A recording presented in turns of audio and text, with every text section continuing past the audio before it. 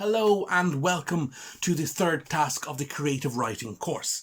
In our third session, we focused on character, primarily the purpose and use of characters in fiction. We identified two broad categories of use. First, there was the functional aspect, the character as a tool for the writer. Characters are things that writers can use to advance the plot. We can use them to give exposition.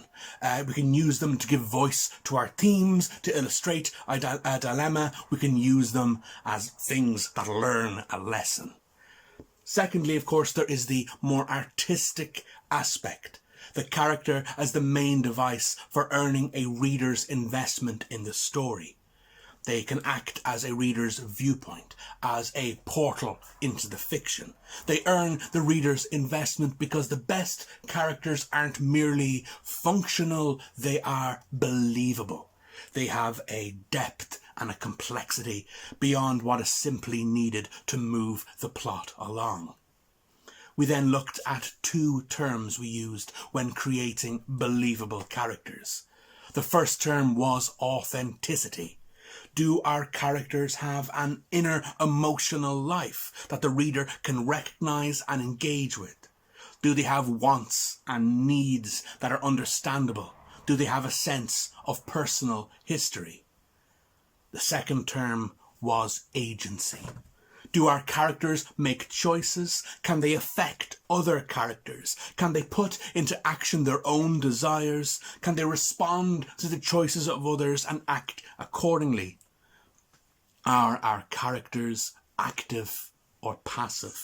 Do they advance the plot, or does the plot merely happen to them? And so, on to our task.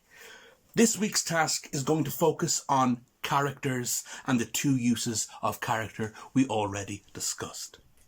I am going to give you the functional purpose of a scene, some plot elements, and it's up to you to flesh it out, to turn those prompts into a scene.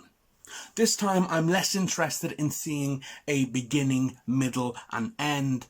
I am more interested in how you convey character, how they express their past and their viewpoint. I want to see a scene of 300 to 400 words featuring two family members. They can be any relation to each other, close or distant, that's up to you. But I want your scenes to fulfill the following plot functions. A, the two characters have had a troubled past with each other. And B, there is a dark family secret that must be passed on from one to the other. So that's the functional aspect of the scene. I lead the creative, audience-facing aspect of the scene up to you.